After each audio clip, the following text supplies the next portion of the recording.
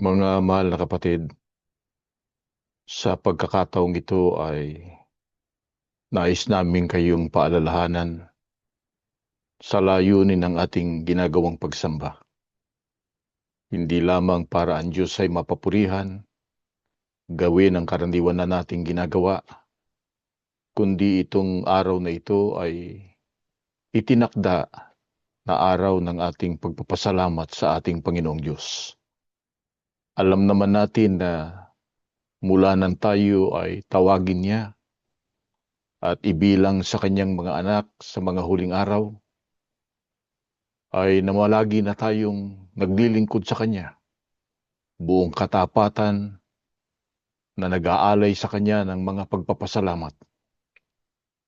At naalala rin natin na napakarami naman talagang dahilan ng pagpapasalamat sa Diyos, lalo na ng mga panahong iyon.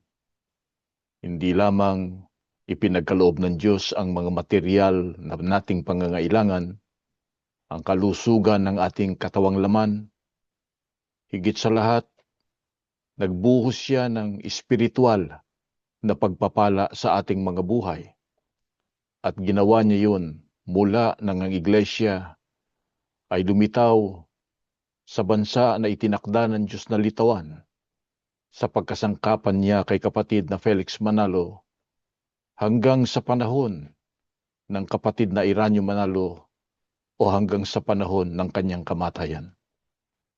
Dangan nga lamang at hindi ito maalis-alis sa ating isipan na dumating ang isang napakatinding pagsubok. Maraming mga suliranin ang bumangon sa iglesia at ang isa sa masamang ibinunga ay marami ang itiniwalag.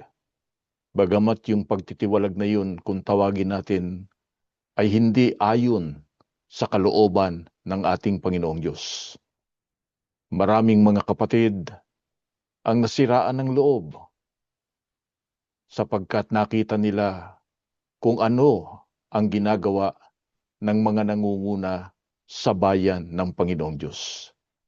Ano pa at masasabi nating napuno ng maraming problema ang bayan ng Diyos sa mga huling araw.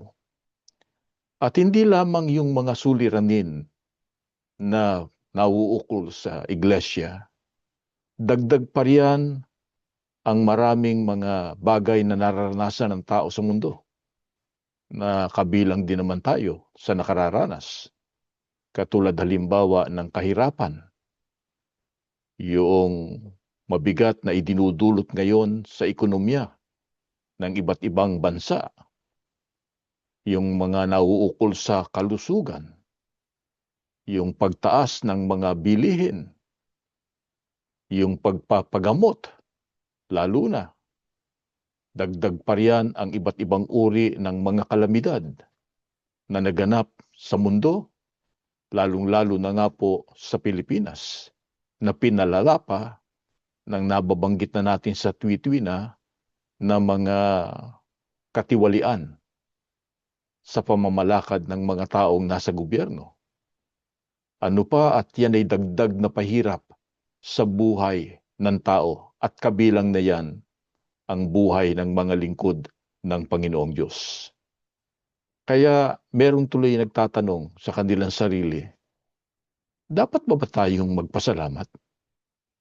Anong dahilan na tayo sa kabila ng kalagayang ito ay nagpapasalamat pa rin sa Panginoong Diyos?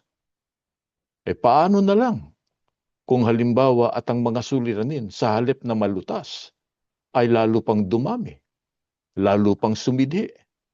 Dapat pa ba tayong maglingkod at magpasalamat sa Panginoong Diyos? Ano nga ba ang dapat nating gawin, mga kapatid? Lalo na sa panahon ng matinding pagsubok, matitinding pangangailangan. Ang babasahin ko po dito sa mga awit sa 50, mga talatang 15 at 14. Sisimulan ko po sa 15. At tumawag ka sa akin sa kaarawan ng kabagabagan. Ililigtas kita at iyong luluwalhatiin ako. Bago ko ituloy ang pagbasa, Nais ko pong ipapansin sa inyo mga kapatid, ito pahayag ng Diyos mismo. Ano sabi niya sa kanyang bayan? Ang sabi niya, tumawag ka sa akin sa kaarawan ng iyong kabagabagan. Sa makatwid, meron talagang kabagabagan, maging sa mga lingkod ng Diyos. Pero sinabi ba ng Diyos na manghina ang iyong pananampalataya? Mawalan ka ng pag-asa? Tumalikod ka na sa akin? Hindi. Ang sabi ng Panginoong Diyos bilang pagmamahal at pagmamalasakit niya, tumawag ka sa akin, lalo na nga sa kaarawan ng kabagabagan. At anong kanyang pangako? Ililigtas kita. Pero sapat na bang tayo ay tumatawag lang? Hindi po. Ang sabi rito, luwalhatiin mo ako. At itutuloy ko na sa 14. Ihandog mo sa Diyos ang haing pasasalamat at tuparin mo ang iyong mga panata sa kataas-taasan. Sa makatwid, merong tagubilin sa mga lingkod ng Diyos. Hindi lamang tatawag, hindi lamang hihingi ng tulong, kundi maghahandog ng haing pasasalamat. Pansinin niyo mga kapatid, hindi lamang maghahandog ng pasasalamat, meron pang hain na dapat kalakip ng ating pagpapasalamat. Paano natin maisasagawa yun? At ano ang dapat nating ihandog na hain na pasasalamat sa Diyos? Bueno, bago natin sagutin yung mga katanungan ngayon, alamin muna natin sa anong okasyon natin dapat ihandog ang haing pasasalamat sa Panginoong Diyos. Dito pa rin sa mga awit, pero sa 95, 1 hanggang 2, tapos itutuloy natin sa 6 hanggang 7. Ganito, O magsiparito kayo, tayo magsiawit sa Panginoon, tayo magkaingay na may kagalakan sa malaking bato na ating kaligtasan. Tayo magsiharap sa kanyang harapan na may pagpapasalamat. Tayo magkaingay na may kagalakan sa kanya na may mga pag-aawitan. Magsiparito kayo. Tayo'y magsisamba at magsiyukod. Tayo'y magsiluhod sa harap ng Panginoon na may lalang sa atin, sapagkat siya'y ating Diyos at tayo'y bayan ng kanyang pastulan at mga tupa ng kanyang kamay. Ngayon, kung inyong diringgin ang kanyang tinig. Sa anong pagkakataon dapat nating ihandog ang ating haing pasasalamat sa Panginoong Diyos? Ang sabi ng Diyos, magsiparito kayo. Magsiawit tayo. Magsiharap tayo sa Panginoong Diyos na may pagpapasalamat. Tayo anya'y magsisamba at magsiyukod. Sa makatwid, kung kailan tayo dapat na maghandog ng haing pasasalamat, yun ay sa panahon ng ating pagsamba. Sino ba ang inuutusan ng Diyos na sumamba at maghandog ng haing pasasalamat sa Kanya? Ang sabi, ang Panginoon ang may lalang sa atin. Sa makatwid, isa yun. Sa dahilan, kaya dapat magpasalamat sa Diyos. Ang Diyos ang lumalang sa atin. Huwag nating kalilimutan yon. Sapagkat anya siya ang ating Diyos at tayo'y bayan ng kanyang pastulan at mga tupa ng kanyang kamay. Ito ang lalong malaking dahilan. Bayan anya tayo ng Panginoong Diyos. Mga tupa tayo ng kanyang pastulan. Tayo ang mga tupang nasa kawan ng Panginoong Diyos. Ngayon, maraming beses na nating napag-aralan kung alin yung kawan, kung sino yung mga tupa. Yun ang mga kaanib sa tunay na iglesia. Hindi lang sa tunay na iglesia, kundi tunay na kaanib sa tunay na iglesia. Sa makatwid, kung ganyan ang ating kalagayan, pananagutan natin na maghain ng pasasalamat sa Panginoong Diyos. Ngayon, sabi ng iba, lalo na nung mga umuusig sa atin, at alam naman natin pagka sinabing umuusig sa atin, hindi na yung taong mga hindi kabilang sa iglesia. Ang karaniwang umuusig na sa atin mismo, yung mga nasa loob ng iglesia. Yung mga may tungkulin, yung mga ministro, yung mga nangunguna. At hindi lamang yun, pati yung ating mga mahal sa buhay, inuusig na rin tayo. Ano ang sinasabi ng mga nang-uusig sa atin? Aba, kami yung tinutukoy dyan na mga tupa ng pastulan o bayan ng Panginoong Diyos. Hindi na kayo yun, sapagkat kayo itiniwalag na namin. Wala na kayong karapatan sa pagiging tupa. Kami na lang. Kaya kami ang hinahanap ng Panginoong Diyos na mag-alay sa Kanya ng pagpapasalamat. Kaya ang tanong, mga kapatid, sino? Sino sa mga sumasamba sa Panginoong Diyos ang hinahanap ng Diyos at tatanggapin ng Diyos ang Kanyang haing pasasalamat? Pakinggan ninyo ang pahayag dito sa Juan sa 4 sa 23. Ito po, datapwat dumarating ang oras at ngayon nga nasasambahin ng mga tunay na mananamba ang Ama sa Espiritu at katotohanan, sapagkat hinahanap ng Ama ang mga gayon na maging mananamba sa Kanya. Pansinin niyo, mga kapatid, dumarating niya ang oras, nasasambahin ng mga tunay na mananamba ang Ama sa Espiritu at sa katotohanan. Sa makatwid, merong tunay na mananamba. Pag sinabing may tunay na mananamba, merong hindi tunay na mananamba. Sumasamba rin. Pero sa paningin ng Diyos, hindi tunay na mananamba yan. Pero yung tunay na mananamba, pag dumating na yung oras na siya'y sasamba sa Diyos, pagka dumating ang oras na siya'y magpapasalamat sa Diyos, hinahanap siya ng Panginoong Diyos. Kaya ang sabi rito ay sapagkat hinahanap ng Ama ang mga gayon na maging mananamba sa Kanya. Alam niyo, mga kapatid, na masakit sa damdamin, sa pandinig ng marami, pagka sinasabi nating merong hindi tunay na mananamba.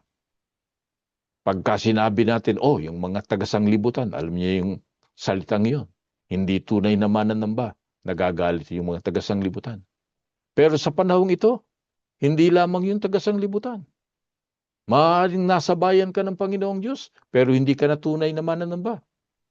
Sino ba yung tunay na mananamba? Ang sabi ng Biblia, yung sumasamba sa Diyos sa Espiritu at sa katotohanan. Ngayon, alam natin na ang Diyos sa Espiritu. Walang laman, walang buto, walang materya. Kaya wala tayong sinasambang mga larawan. Sinasamba man natin ang Diyos hindi sa pamagitan ng rebulto o ng larawan, sapagkat ang Diyos Espiritu sa kalagayan. Ngayon, paano natin sasambahin ang Diyos sa Espiritu at sa katotohanan?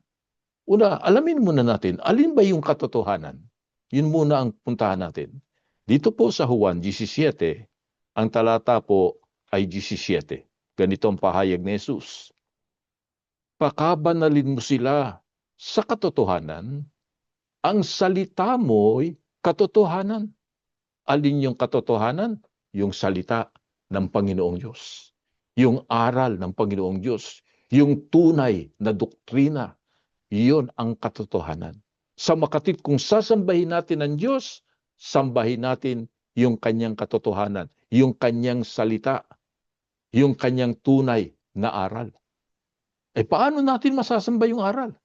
Ang gagawin ba natin, kukuha tayo ng Biblia, halimbawa, tapos ilalagay natin sa isang altar, pagkatapos sasambahin natin, ibang usapan na yan. Baka parang lumuluhod ka na rin sa harap ng isang rebulto niyan. Paano ba yung pagsamba sa Diyos sa pamamagitan ng katotohanan? At paano yung pagsamba sa Kanya bilang Espiritu? O sa Espiritu, dito sa Mateo, sa 6, 9 hanggang 10, pinaliwanag ni Jesus yan. Magsidalangin nga kayo ng ganito. Ama namin na nasa langit ka, sambahin nawa ang pangalan mo. Dumating nawa ang kaharian mo. Gawin nawa ang iyong kalooban, kung paano sa langit, gayon din naman sa lupa. Paano ang pagsamba sa Diyos sa Espiritu? Ang sabi rito, dumalangin kayo, Ama namin, nasa langit ka, sambahin nawa ang pangalan mo. Sa makatid, sasambahin natin ang Diyos sa Espiritu sa pamamagitan ng pagsamba sa pangalan ng Panginoong Diyos. Sambahin natin, walatiin natin ang kanyang pangalan. Paano yung pagsamba sa Diyos sa pamamagitan ng katotohanan? Ang sabi rito, gawin nawa ang iyong kalooban kung paano sa langit, gayon din naman sa lupa. Sa makatid, ang pagsamba sa Diyos sa katotohanan, gawin mo yung iniuutos ng katotohanan. Alin ba yung katotohanan? Yun ang aral eh. Yun ang salita ng Panginoong Diyos. Kailangan nagagampanan mo yun, natutupad mo yun. Hindi yung nilalabag mo yun. Hindi yung sinusuway mo yun. Sapagkat merong mga tao na nasa loob na nga ng tunay na bayan ng Diyos. Sabihin na natin nasa loob ng tunay na iglesia, pero hindi pa rin siya tunay na mananamba. Hindi pa rin tunay ang kanyang pagpapasalamat. Bakit nga? Sapagkat nilalabag niya yung katotohanan, nilalabag niya yung aral. Kaya nga yung ibang mga kapatid dumadaing. Bagamat tinuturo daw yung tungkol halimbawa sa pagpapasalamat, tungkol halimbawa sa mga paghahandog. Pero napapansin nila, merong nababago pagdating sa mga aplikasyon. Kaya yung katotohanan nalilihis. Binabasa man yung Biblia, yung mismong katotohanan nasa Biblia, pero nalilihis na. Hindi dapat ganun. Pagka ganun ang ginagawa ng isang tao, kahit sabihin pang nasa bayan siya ng Panginoong Diyos, yung kanyang pagsamba, hindi hinahanap ng Diyos yun. Ang totoo, pagka binasa natin dito sa Kawikaan, sa 15, ang talata po ay 8, yung mga lumalabag sa utos ng Diyos, pansinin yung sinasabi. Ang hain ng masama ay kasuklam-suklam sa Panginoon. Pansinin niyo yun. May naghahain. Alam niyo, pagka sinabi kasing hain o handog, iba't ibang klase yan Mula pa ng una, merong mga handog na mga susunugin, mga hayop, na inihahandog sa Panginoong Diyos. Meron din namang tinatawag na monetary offering o merong monetary value, gaya ng ginto, ng mahalagang bato na inihahandog ang bayan ng Panginoong Diyos. At sa panahong ito, talagang merong mga ganyang handog. Pero, mapapansin ninyo, merong nagdadala ng handog, merong nagdadala ng hain, pero sa paningin ng Diyos, kasuklam-suklam yun. Pinandidirihan ng Panginoong Diyos. Yan ang mahirap. Yan ang napakasakit. Sumamba ka na. Nagdala ka pa ng hain.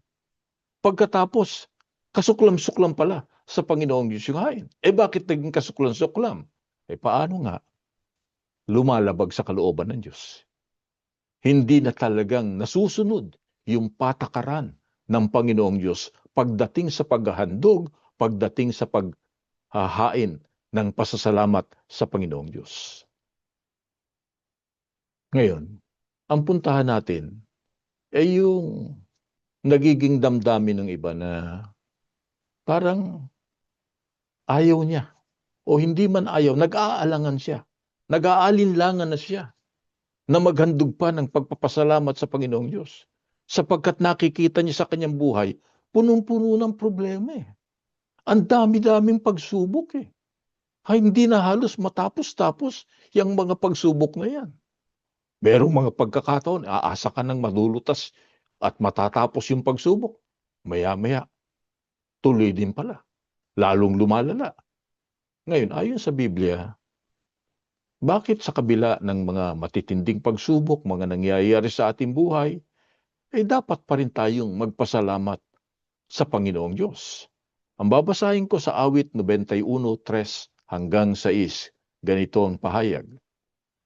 Sa panganib at bitag, ikaw ay kanyang ililigtas. At kahit anumang matinding salot, hindi ka magdaranas. Lulukuban kanya sa lilim ng kanyang malapad na pakpak at sa kalinga niya ay palagi kang nakatitiyak. Iingatan niya, ipagsasanggalang niya, pagkat siya ay matapat.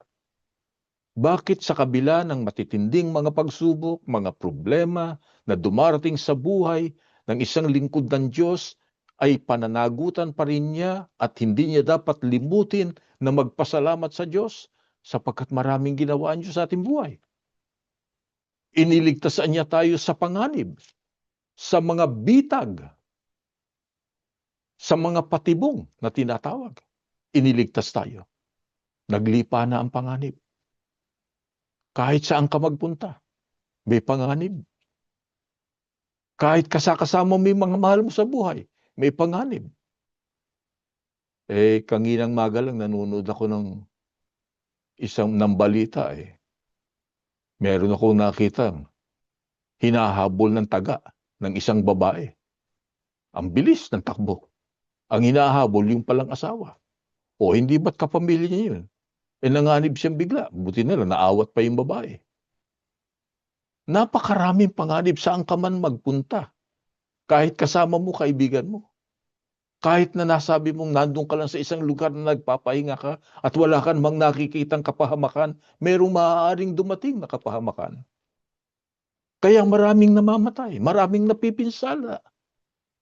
Sa Pilipinas lang, sunod-sunod ang mga kalamidad.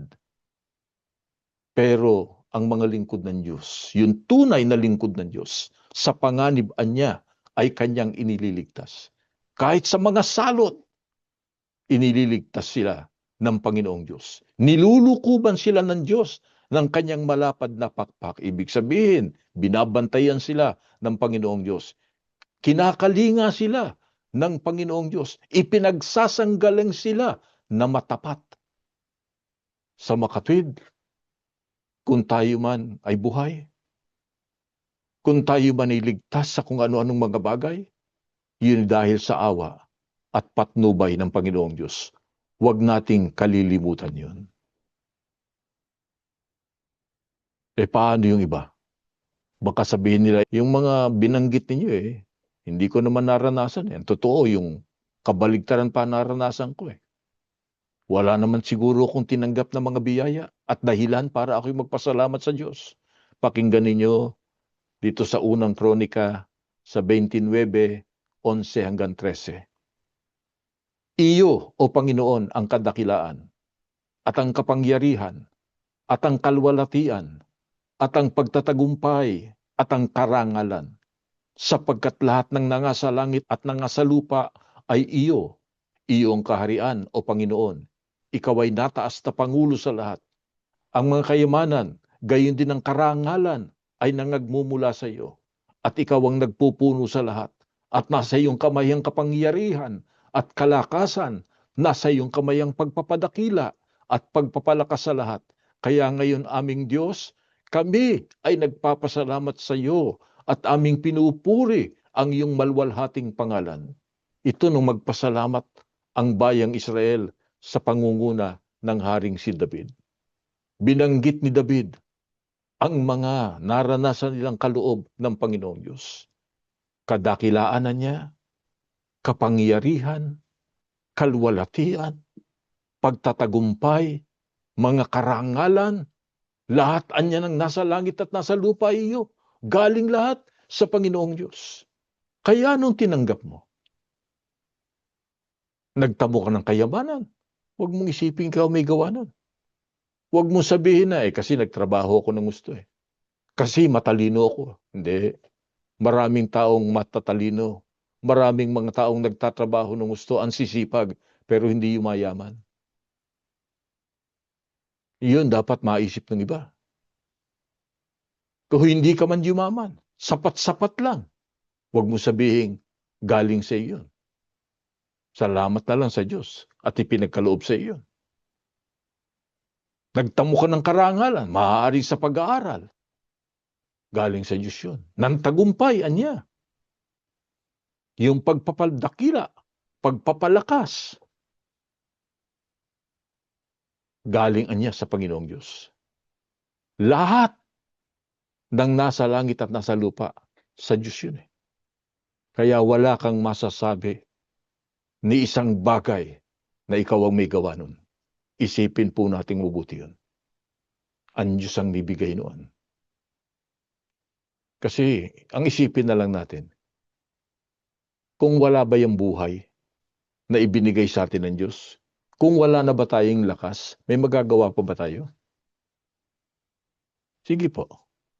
Alam niyo, maraming tao, marurunong, matataas ang pinag-aralan, biglang naging comatose. O kaya naman, hindi man talagang maaring umaandar pa yung isip, pero wala na siyang magawa. Hindi na kumikilos ang kanyang katawan. Kaya, yan ang nagpapatunay, hindi ang tao may gawa nun. Ang Diyos, sapagkat dahil sa buhay at lakas na kaloob ng Diyos, natamo natin ang iba't ibang mga bagay dito sa mundo. Paano nga yung ibang nag-iisip na wala ni isang dahilan para magpasalamat pa siya sa Panginoong Diyos? O ito naman ang pakinggan ninyo, mga kapatid. Sa mga awit 103, ang mga talata ay 2 hanggang 3. Purihin mo ang Panginoon o kaluluwa ko, at huwag mong kalimutan ang lahat niyang mabubuting gawa, na siyang nagpapatawad ng iyong lahat ng mga kasamaan, na siyang nagpapagaling ng iyong lahat ng mga sakit. Pansinin niyo yun. Purihin niya natin ang Panginoon. Huwag nating kalilimutan ang lahat ng kanyang mabubuting gawa. Anong ilan doon sa mabubuting gawa na yon? Siyang nagpapatawad sa lahat ng ating kasamaan, sa lahat ng ating kasalanan. Hindi natin maikakaila, nagkakasala tayo. Ayaw man nating magkasala, nakagagawa tayo ng mali. Pero pinatatawad tayo ng Diyos. Inuunawa tayo ng Panginoong Diyos.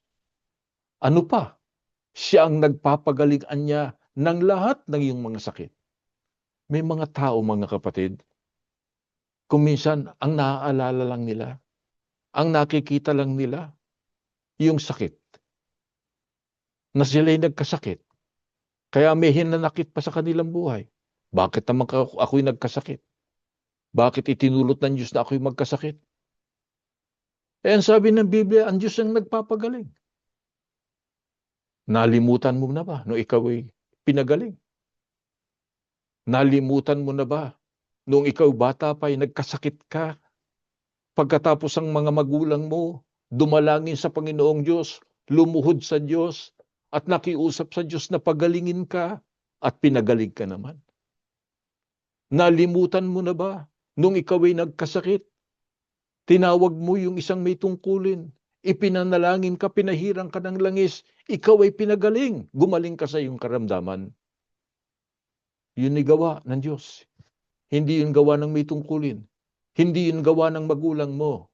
Yun ay gawa ng Diyos, kinasangkapan lang kung sino man ang kanyang kinasangkapan. Baka sabihin ng iba, opo, naalala ko na. Pinagaling ako. Pero yung asawa ko, bakit hindi ho pinagaling ng Diyos? Wala na po siya. Pumanaw na. Maaaring sabihin ng isang magulang, pinagaling ako ng Diyos. Pero yung anak ko, pinagpahinga naman niya. Maaaring sabihin ng isang anak, bakit yung magulang ko, kaisa-isa na lang, nawala pa sa akin? Namatay din dahil sa sakit. Ibig bang sabihin, walang dahilan para tayo magpasalamat sa Diyos? Bago ko basahin tong talatang ito, pinaalala ko muna sa inyo, mga kapatid, ang katotohanan na ang tao, tinakdaan ng Diyos ng kamatayan. Nasa Biblia yun eh. Itinakda ng Diyos na ang tao ay mamatay na minsan at pagkatapos ay ang paghuhukom. Sa makatwid, talagang darating ng kamatayan. Sa ayaw man at sa gusto ng tao.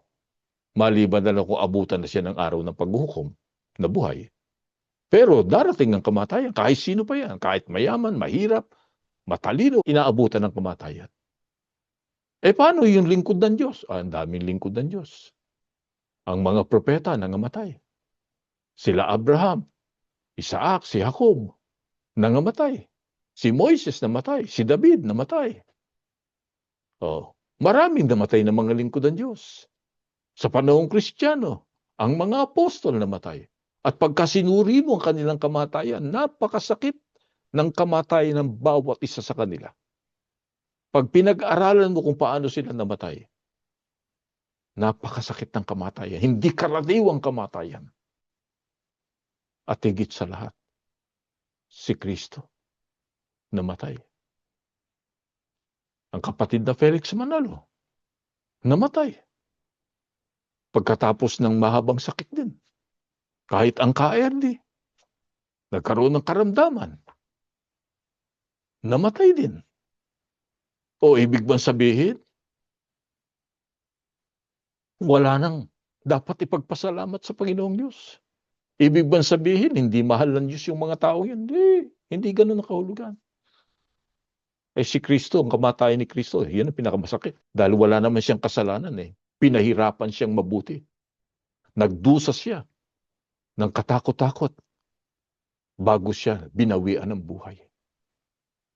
Sa makatid, ang kamatayan, pagka niloob na ng Diyos, bagamat may mga exception yan, pero yung tinatawag na exception to the rule, hindi yun ang nagiging rule. Ano po? Exception lang yun. Halimbawa, yung kay Haring Ezekias, ano po? Na sinabi ng Panginoong Diyos na mamamatay na siya sa pamamagitan ng propetang si Isaias. Mamamatay ka na. Nalangin siya sa Panginoong Diyos. In-extend pa ng Diyos ng 15 taon ang kanyang buhay. Yun, may mga pagkakataong ganun pero hindi lahat. Mangilan-ngilan lang yun. Pero gayon pa man, sabihin ng namatay, yung mahal natin sa buhay, dapat ba tayong magdamdam na? Sabihin natin, hindi ako sinasagot ng Diyos, wala naman akong dapat ipagpasalamat Pakinggan ninyo.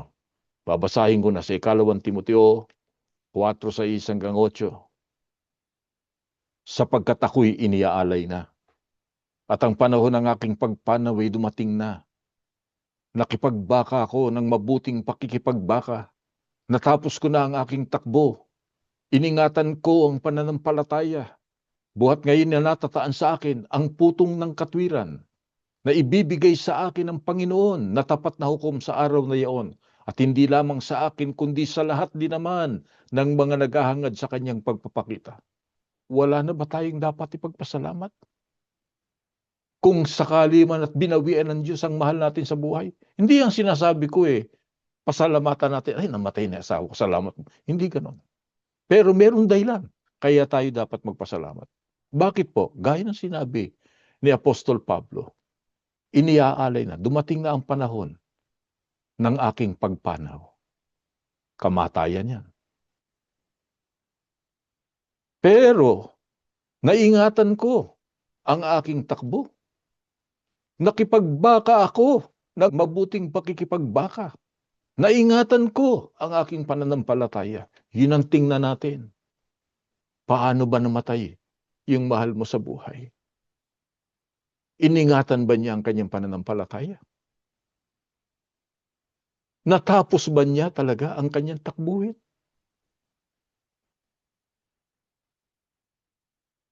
Alam niyo mga kapatid, pumasok sa isipan ko ngayon yung isang kapatid natin.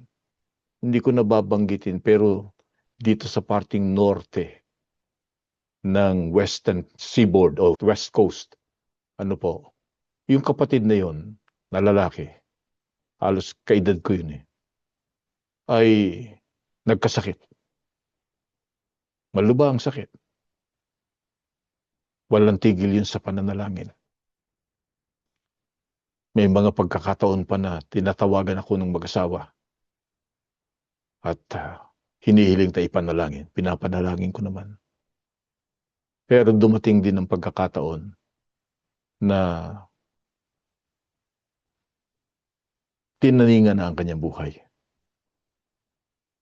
Siya ay itiniwalag dahil sa paninindigan niya, dahil sa ayaw niya, yung kanyang nakikita. At Pinunan niya yung mga mali. Dinalaw siya ng mga nagtiwalag sa kanya. Anong sabi sa kanya? Brad, habang may panahon pa, magbalik loob ka. Malinaw pa ang kanyang pag-iisip. Anong ibig sabihin niyo na magbalik loob ako? Pagsisihan mo yung ginawa mo. Kaya ka natiwalag, lumaban ka sa pamamahala. Tanggapin mo na yun. Lumabang ka sa aral. Ang sabi ng kapatid, kung yan ang iniisip ninyo, nasa sa inyo na yan. Pero ang Diyos, alam niya hindi ako lumaban sa aral. Alam niya ako'y nanindigan sa aral.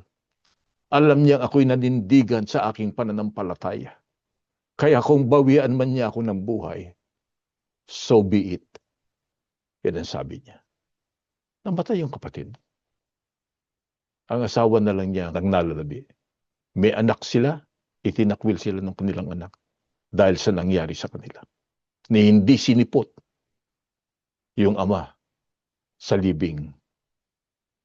Masakit. Pero mga kapatid, ang kanilang pananampalataya at hanggang ngayon ang pananampalataya ng kapatid ng babae, eto, iniingatan namin ang aming pananampalataya. Ang Diyos na pinaubayan na namin sa Panginoong Diyos. At yung kapatid na yun, natapos niya. Nakipagbaka siya ng mabuting pakikipagbaka. Naingatan niya ang kanyang pananampalataya, ang kanyang pagsunod. Kaya ang kanyang pananampalataya, gaya ni Apostol Pablo, na ang sabi niya, buhat ngayon, nakataan na sa akin para tanggapin yung putong nakatwiran. Alin yung putong nakatwiran na yun? Yun ang buhay na walang hanggan, natatamuhin ng isang lingkod ng Diyos sa bayang banal. Yun ang kanyang kaligtasan. Yun ang ating pinakaaasam sa araw-araw. Ngayon, balikan lang natin sandali muna yung tungkol sa hain. Alin yung hain ng pagpupuri? Baka sabihin ng kapatid, bakit itong ating pagpapasalamat natin, wala tayong daladalang haing salapi o anuman? Wala tayong haing pagpapasalamat sa Panginoong Diyos? Pakinggan ninyo. Dito po sa Roma, sa 12:1. Kaya nga, mga kapatid, ipinamamani ko sa inyo alang-alang sa mga kahabagan ng Diyos na inyong iharap ang inyong mga katawan na isang haing buhay, banal na kaaya-aya sa Diyos na siya ninyong katampatang pagsamba. Wala ba tayong hain? Meron. Ang sabi ng mga apostol, mga kapatid, ipinamamani ko sa inyo na inyong iharap sa Diyos ang inyong katawan na isang haing buhay. May hain tayo. Alin yun? Itong ating katawan. Haing buhay. Paanong haing buhay? Banal, kaaya-aya sa Panginoong Diyos na siyang katampatan, karapat-dapat na pagsamba. Ibig sabihin, yan ang karapat-dapat na paghahandog. Yan ang karapat-dapat na tanggapin ng Panginoong Diyos at tatanggapin ng Panginoong Diyos. Pagka inihahain natin ang ating sarili na haing buhay, paano natin magagawa yon? Tuloy natin dito sa Roma, sa 6, ang talata po ay 13. At huwag din naman ninyong ihandog ang inyong mga sangkap sa kasalanan na pinakakasangkapan ng kalikuan, kundi ihandog ninyo ang inyong sarili sa Diyos na tulad sa nangabuhay sa mga patay at ang inyong mga sangkap na pinakakasangkapan ng katwiran sa Diyos. Paano natin maihahandog ang ating sarili na haing buhay sa Panginoong Diyos? Unang-una, huwag natin ipagagamit itong ating sangkap ng katawan sa mga kasalanan. Huwag. Sa mga kalikuan. Sa makatwid, dapat tayong mabuhay ng may kabanalan. Ihandog mo niya yung sarili at ang iyong katawan na maging sangkap at pinakakasangkapan ng katwiran sa Diyos. Alin ba yung katwiran? Ito uli. Ang katwiran, aral. Yung salita, yung doktrina. Sa makatwid, ang buhay natin dapat naaayon sa aral.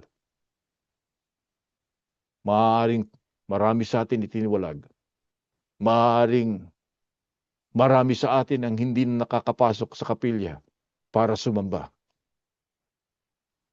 Pero hanggang doon na lang sila. Hindi nila tayo pwedeng hadlangan sa paggawa ng mabuti. Hindi nila tayo pwedeng pigilan na mahalin natin ang ating kapatid, ang isa't isa. Hindi maaaring pigilan ng anak na gumalang sa kanyang magulang. Hindi maaaring pigilan ang isang magulang para gawin niya ang kanyang pananagutan sa kanyang mga anak. Hindi maaaring pigilan ng isang asawa para gawin niya ang pananagutan niya sa kanyang asawa at sa kanyang pamilya. Iba pa, napakarami pang mga pananagutan tayo magagawa na naaayon sa katwiran. Diyan tayo pakasangkapan, mga kapatid. Gawin natin yan. Eto, nakakasamba pa rin tayo. Hindi man tayo nakakapasok sa kapilya. Kaya, sa kabila ng napakaraming nangyari na sa buhay natin, maraming mga pagsubok, ano pa rin ang paninindigan ng isang tunay na lingkod ng Diyos pagdating sa pagpapasalamat? Dito sa mga awit, pakinggan ninyo, 34, 1 hanggang 6. Sa lahat ng pagkakataon, ang Panginoon ay aking pupurihin. Pansinin niyo. Lahat ng pagkakataon, ang Panginoon ay aking pupurihin. Pag sinabing lahat ng pagkakataon, panahon man ng hirap, pupurihin natin ang Diyos. Panahon man ng kasaganaan, pupurihin ang Diyos. May karamdaman man, pupurihin pa rin ang Diyos. Tuloy natin. Pagpupuri ko sa Kanya'y hindi ko papatigilin. Hindi titigil. Kahit pigilan. Kahit utusang tigilan. Kaya tingnan nyo, pinipigilan tayo. Ayaw nilang tayo sumasamba. Maraming pagkakataon, pinilit nila na wasakin, hadlangan ang ating pagsamba. Pero hindi tayo mapigil. Bakit? Tungkulin natin sa Diyos yun eh. Ang Diyos mabait eh.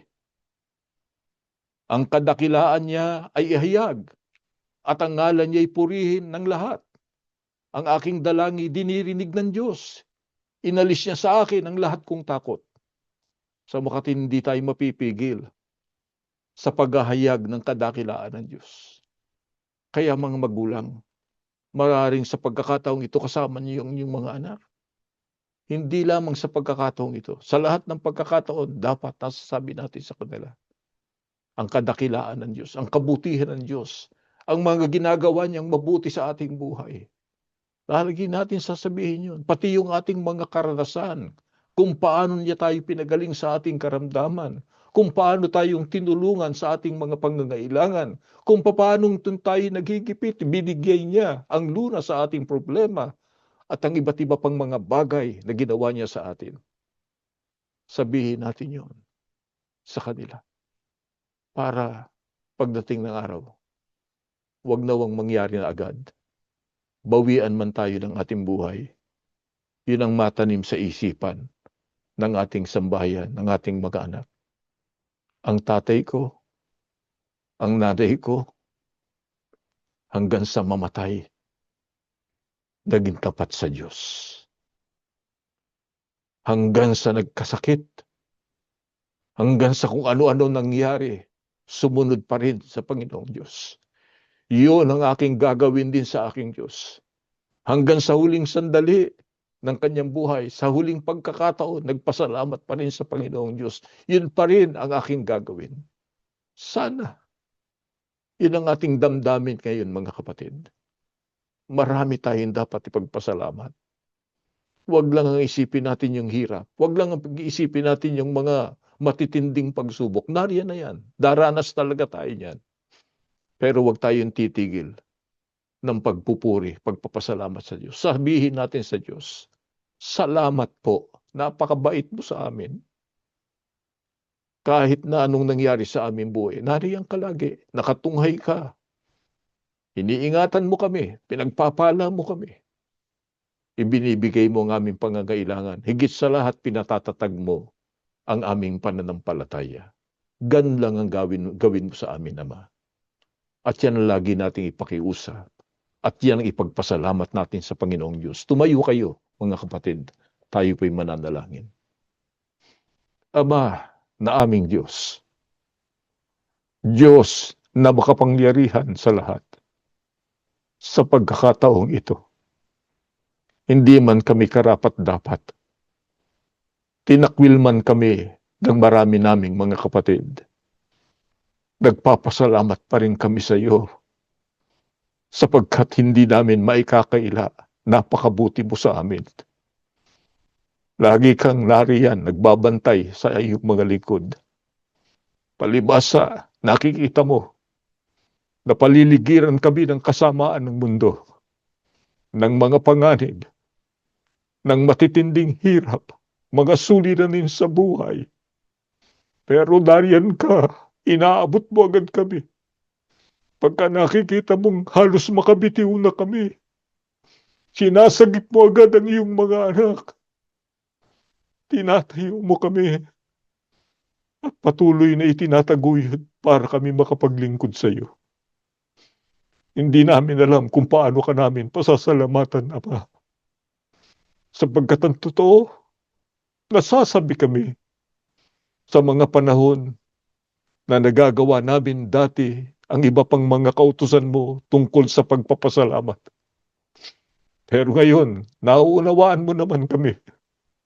Palibasa, nakikita mo ang aming buhay. Alam mo ang aming mga pinagdaanan. Alam mo ang hirap na aming dinanas. Alam mo ang sakit ng aming kalooban. Lalo na ang ginawang pagtatakwil sa amin ng mga nangunguna sa iyong bayan. Pero Ama, hindi na bali, wag lang ikaw ang magtatakwil po sa amin. Ang mahalaga lang sa amin, mahal mo kami. Iniingatan mo kami, itinatagugid mo kami. Mula sa aming mga magulang hanggang sa mga anak, hanggang sa mga apo. Huwag mo lang kaming iiwanan, O Diyos. Ang mahalaga sa amin maramdaman araw-araw kasama ka ng iyong mga anak. At hindi mo kami kailanman iiwang nag-iisa. Salamat sa iyong pagpapagaling sa aming karamdaman. Salamat po sa pagbibigay mo ng lunas sa aming problema. Salamat sa pagtataguyod mo sa bawat isa sa amin. Jesus na aming Panginoon, alam naming nakatunghay ka rin sa iyong mga lingkod. Alam mo at nakikita mo pa ang iba naming pangangailangan. Ikaw naman ang luklukan ng biyaya. Padaluin mo po ito sa buhay ng iyong mga lingkod. At ang higit naming ipinakikiusap sa iyo, ang patungkol sa iyong iglesia. Alam naming mahal mo ang iyong iglesia. Darating din ang panahon maayos yun. Pero Panginoon, maaari bang idulog mo na sa Ama? Huwag kang magagalit sa amin. Hindi ka namin pinangungunahan, Panginoon. Kami po ay nagmamakaawa lamang sapagkat ayaw na naming marami pang mapinsala. Sana po ang iglesia ay maibalik na sa kanyang kaayusan. Makita na namin ang lubos na pagkilos mo at ng Ama at pagsagot sa aming mga pagpapanata. Ama, lubos na ang aming tiwala. Tininig mo na po ang aming panalangin. Binasbasan mo na kaming lahat. Tinanggap mo na aming taus-pusong pagpapasalamat. Ikaw na ang bahala sa amin araw-araw. Mabuhay kami ng may kabanalan. Itaguyod mo ang iyong mga lingkod. Hinihingi po namin ng lahat sa pangalan ni Jesus, aming tagapagligtas. Amen.